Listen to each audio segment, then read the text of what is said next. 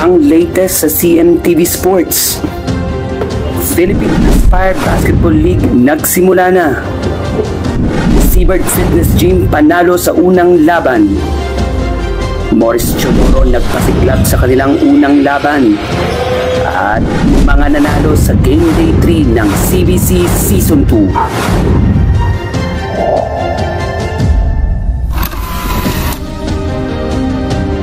Nagsimula na nga ang malaking liga na Philippine Aspire Basketball League. Umabot na sa ikailang linggo ang liga na ginaganap sa iba't ibang basketball court. Sinalihan ng maraming teams galing malalayong lugar at nakipagbakbakan na nga sila sa mga naunang laban. Aabutin aniya ang liga ng ilan pang mga buwan dahil na rin sa maraming bilang ng mga lumahok na mga teams. Magkakatapatan, magkakaalaman kung sinong koponan ang mas matibay kesa sa isa.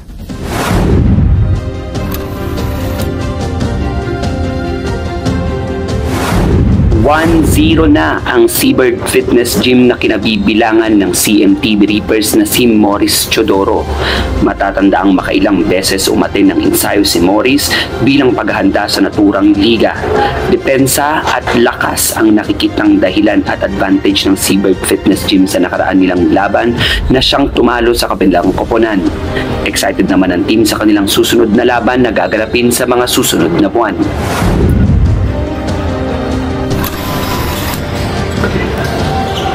Bagaman hindi nasungkit ni CMTV Reapers Morris Chodoro ang player of the game sa kanilang unang laban, maganda naman ang kanyang naging performance na siyang ikinatuwa ng kanyang manager na si Boss Mac.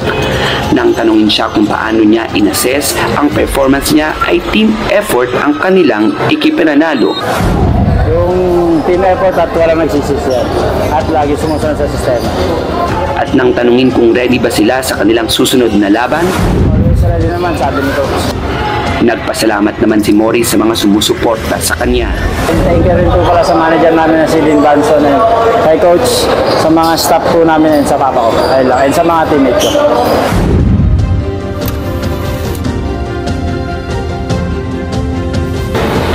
Nagpasiklaban naman ang mga teams ng CMTV Basketball Cup 2024 Season 2 sa Game Day 3. Wagi ang mga teams na Dwarfism Elite at Storm Hoopers sa 14 under. Samantalang teams ng Outlaws, New Era at Palar Boys naman ang mga nagwagi sa 16 under age division. Hindi naman nagpakabog ang mga player of the game na sila Kenny Corbo ng Storm Hoopers, Prince James Clerigo ng New Era, Prince Ezekiel Anijal ng Outlaws, Christian Tapios ng Dwarfism Elite at John James Bello ng Palar Boys. Updated naman lagi ang official website ng CMTV sa mga latest sa CBC Season 2. Bisitahin sa www.charliemacoytv.weebly.com.